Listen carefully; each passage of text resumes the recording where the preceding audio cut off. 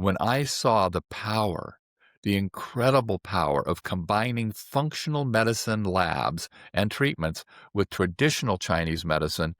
I was dumbfounded because they're working on the same principle. They're both attempting to get to the roots of your problems. Not a protocol, not an idea, but specifically you as a patient, and creating very specific treatments for you, largely based on lifestyle, diet, some supplements, some herbs perhaps, but really based on you. And that was what was really significant. I was used to going to doctors for symptomatic medicine. My gut hurts, my knee hurts, my back hurts, right? Something like that. So that began my quest in functional medicine being combined with traditional Chinese medicine. That was in 1999, and I've been teaching and practicing ever since. Hi, and welcome to The Balancing Point. I'm Dr. John Nieters, and I'm here to make traditional Chinese medicine, functional medicine, and integrative health simple, practical, and fun, so you can restore balance, boost vitality, and enjoy a healthier life every single day. Hi, this is Dr. John, back with our program, Let's Talk About It. And today, I think it's going to be a pretty funny show. I've been asked several times to do a little intro about me, about Dr. John. And so I agreed to do it. And really, it's less about me per se than it is about the touchstones, the milestones, the people that I just had the incredible fortune and blessing to have kind of been guideposts along my way.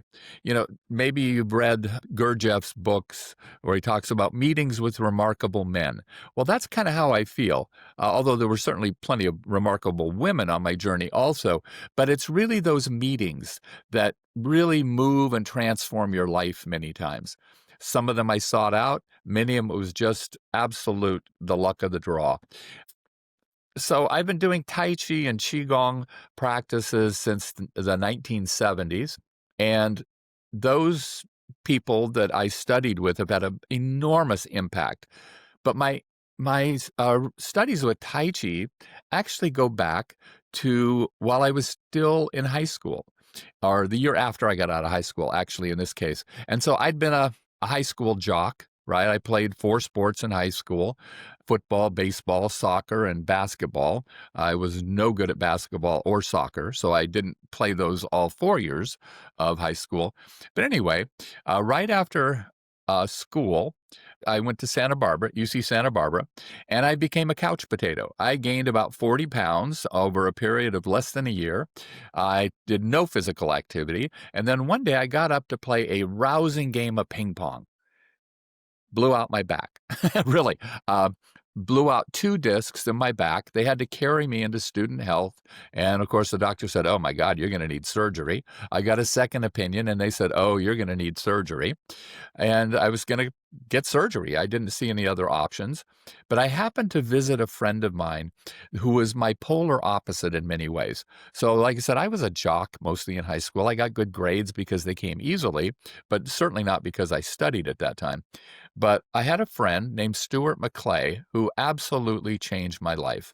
Now, Stuart was the president of the chess club, the president of the physics club. Total opposites. But we're talking. And I told him I was going to have to get back surgery. And he said, "Are you sure?" I said, "Well, that's what the doctors say." And he said, "Well, why don't you try acupuncture?" And I said, of course, "What the heck is acupuncture?" This is the early 1970s. And he said, "Remember the old Kung Fu TV show where they put needles in people?" I said, "Are you kidding? I'm not going to let someone stick needles in me." He said, "Oh, okay. So you're going to let a surgeon take a scalpel and carve up your spine." It's like, maybe I'll try those little needles. And so I looked around and I found a practitioner in Berkeley. I didn't even know that at that point acupuncture wasn't legal in California, and he did not do acupuncture on me. He examined me, did my pulses, which is a very important part, probably the most important part of diagnosis in Chinese medicine, looked at my tongue, asked me about my diet, about all my habits. And he said, "Oh, you don't need surgery. You just start doing Tai Chi and Qigong with me." And then he told me dietary changes to do. And then I can still remember, and I apologize, I'm going to mimic his accent a little bit. He looked at me, he wagged his finger in my face, and he said, "And no sex, even with yourself, for 6 months." Now, I'm in my 20s, right? So it was like, whoa, I can change my diet. But I was very good. I was very good. I followed all of his recommendations, and lo and behold, I became totally functional. I still had a little discomfort, but I was functional. Could go out and play sports again. But then a really remarkable thing happened. I was working as a janitor. My father was managing the, at that time, brand new Bank of America World Headquarters, and he got me a job as a janitor. And I was the day man, meaning they cleaned the building at night. And what I did is I just did public relations primarily. But one Saturday, I was working with a fellow named Chip Mui. I can still remember Chip. Now, this is going back about over 50 years, and I can picture him. Profound influence on my life. And so, again, I was a jock. I was in really good shape by this time. I'd gone back and started working out and doing everything. And here's poor little Chip. Chip was probably 5'3". I doubt if he weighed over 100 pounds, little tiny guy. And we had the job of mopping the entire entrance area to the Bank of America, which was huge, and it was cobblestone. And we had these gigantic industrial mops, right? And I thought, well, okay, I'll do my side, and then I'll go help poor little Chip, right? And so I'm sweating and struggling and just fighting with this mop, right? And I get halfway through my side, and here comes little Chip Mui, just kind of smiling, just using his whole body to somehow magically move this mop. And he did 2 to 3 times more of that mezzanine than I did. And that kind of blew me away. And so then Chip, I gave him a ride home that day to his beautiful house up in the Oakland Hills. Now, we were making about $3 an hour, but I went in, and he had all these pictures of these beautiful tugboats and other boats out in some bay that I didn't recognize. He said, "Oh, yeah, that's my home in Taiwan, and those are my tugboat fleet." And I said, "Your tugboat fleet?" He says, "Yes, I own those." And I'm thinking, here's this guy, obviously a multimillionaire, working for $3 an hour, mopping the floor. It was a great, great study in the importance of keeping busy, of continuing to be active in life. So anyway, my back was pretty well healed at this point, but then I started to develop gut problems. So classic. So I'd be walking down the street, and it literally felt like someone stuck a hot rod, a poker, into my belly, and I would start perspiring profusely. And a couple of times it actually took me to my knees. So, of course, I did what every young American would do, especially American men. I ignored it completely. And then one day, it was the only time my dad ever came to visit me while I was playing poker. I was a professional poker player for a while in my 20s, and I was up in Reno, and he happened to be there with my aunt, and we ate breakfast, and I started going into anaphylactic shock. And I started swelling and sweating. And so he stuck me in the car, drove me to the emergency room. They said another 10 minutes I would have died. And they didn't know what caused it. I didn't know what caused it. And so I went to a GI doctor, and he did as many tests as they had at that time. They didn't have as many as they have now. And he said, "Well, we're going to do surgery on your small intestine." And I said, "Oh, thank God, you know what's wrong." And he goes, "No, it's exploratory." And I said, "Excuse me?" "Yeah, we don't know what it is. We think you may have a little tumor in your intestine." I said, "You know what? I'm going to go back to my acupuncturist." And he said, "Okay, if you want to kill yourself." And so I went back to my acupuncturist, who examined me again, changed my diet. Now, you got to remember, this is in the 70s. He said, "And don't ever eat wheat again." It's like, whoa. Nobody was talking about wheat problems in the 70s, or almost nobody. But I did. I followed his dietary prescriptions, and knock on wood, to this day, I've never had that problem with my gut. So that kind of moved me forward. I studied martial arts with him, but I was not a very good student. But then one day I was going by a studio on Telegraph Avenue in Berkeley, and they were doing some crazy, crazy stuff, which I later found out was Bagua and Xingyi. And so I stopped. There was a big sign that said World Martial Arts Champion 1978, Peter Ralston. And so I started studying with Peter. And I studied diligently. I was an apprentice for over 10 years, and then I trained his apprentices for many years. And I did a lot of free fighting, and I taught free fighting. And it was absolutely remarkable in a way that very few people understand. It was impossible to hit Peter. Now, that seems weird. I mean, of course you can hit Peter, right? No, you can't hit Peter. When he won the championships, he fought, I believe, 5 times. The first guy, and Peter was not an imposing fella. He was shorter than I was. He was smaller. But the first person he was to fight, now this was in China. It was the World Martial Arts Championship. Now, they have a world championship every weekend now. At that time, there were very few and typically one per art. And so Peter was there. The first guy, a Korean fellow, looked at him, and Peter was just standing in the ring. And the Korean said, "I'm not going to fight that man. He'll kill me." Now, this was a guy who had trained his entire life to be a martial artist, and he refused to get in the ring with Peter. And then his next 3 bouts, nobody touched him. The last guy did touch him. He hit him a few times because he also knew the secrets, I'm going to call them. The Wangsheng, it's called. It's the appearance. I won't go into the details. But anyway, it's a very powerful art. And so what happens is there's a great book called The User Illusion. And in that book, the researchers talk about the science that they had perfected so that they could time how long it took. So if you see something, that's a term we use, so there's light coming to your eyes, and then there's it hits the retina, and then you get a chemical reaction, and you get these neural impulses, and it goes to a variety of places in your brain so that you can recognize it, and then recognize it, and then do something about it. They timed that entire process at 1/2 a second before you could actually respond. Now, they said, we don't notice it because we're all running on a tape delay of 1/2 second. Peter wasn't. So by the time you moved, he was already behind you or beside you or wherever he wanted to be.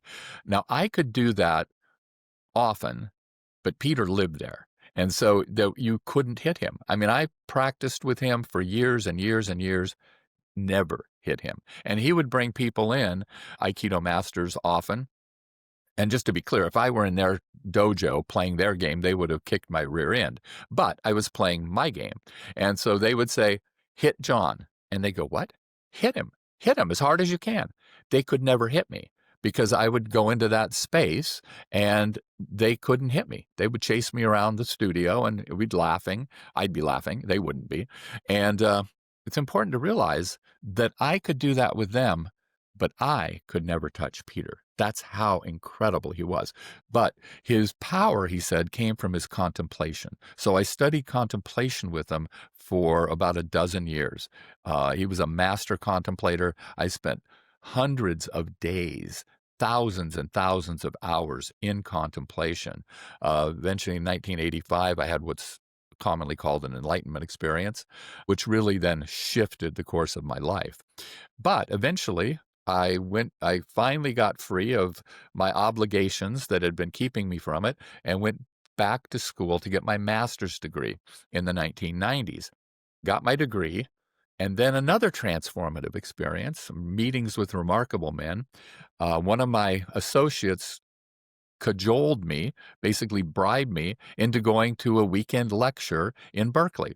And the lecture was on leaky gut. I didn't know what leaky gut was. Nobody knew what leaky gut was except for a handful of really bright people. And it was taught by Jake Fratkin, who I still consider a mentor, even though I rarely speak to him anymore. But in this leaky gut seminar, it blew my mind when I saw the power, the incredible power of combining functional medicine labs and treatments with traditional Chinese medicine. I was dumbfounded because they're working on the same principle. They're both attempting to get to the roots of your problems. Not a protocol, not an idea, but specifically you as a patient, and creating very specific treatments for you, largely based on lifestyle, diet, some supplements, some herbs perhaps, but really based on you. And that was what was really significant. I was used to going to doctors for symptomatic medicine. My gut hurts, my knee hurts, my back hurts, right? Something like that. So that began my quest in functional medicine being combined with traditional Chinese medicine. That was in 1999, and I've been teaching and practicing ever since. I was just in Arizona this weekend teaching a class on that, on functional medicine lab reading with traditional Chinese medicine. In the mid 2000s, I started on my doctoral program. Actually, before that, I had done a PhD program in reading the classics. Now, it's important to understand I'm not an academician. When I attend a lecture and someone's talking about an herbal compound, I'm not getting as an academic. I have a pull-down menu of my patients and seeing who this formula could help. So that's how I approach the medicine. But I felt it was important to read the classics. Then I did my doctoral program. I've spent a fair amount of time in China. So I got my doctorate, I think in 2009, I'm not sure, in gynecological endocrinology. So hormones in general, all the hormones. I treat diabetes, adrenal dysfunction, thyroid disorders, etc., but with an emphasis on treating women, the gynecological part of it.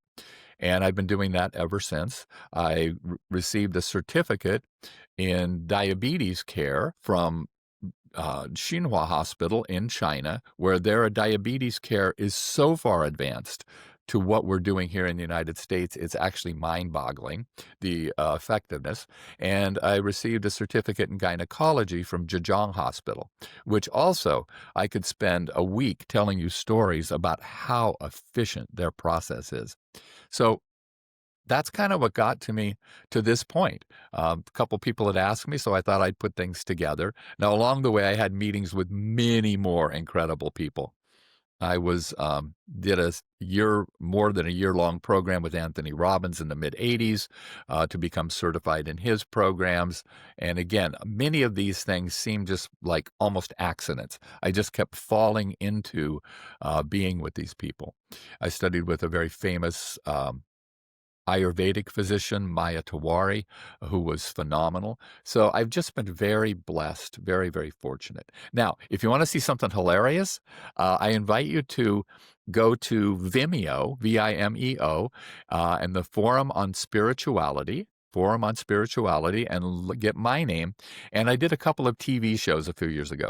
And on one of them, the interviewer, professional interviewer, said, I looked at your bio, and is it okay if I ask you about A, B, and C? And I said, oh, yeah, sure. And so she made the mistake of starting out by asking me, so how did you get here? What is your history leading up to you being a doctor of acupuncture and Oriental medicine?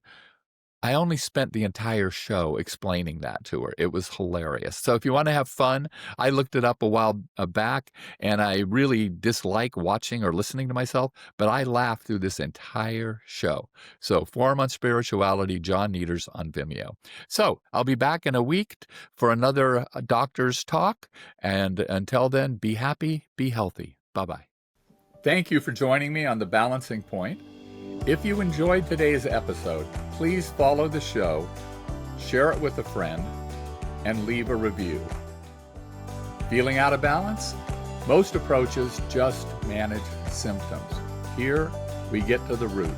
So real healing, real clarity, and balance can begin. Visit AlamedaAcupuncture.com. That's AlamedaAcupuncture.com to learn more, explore our supplements, or book a call. We'd love to hear from you.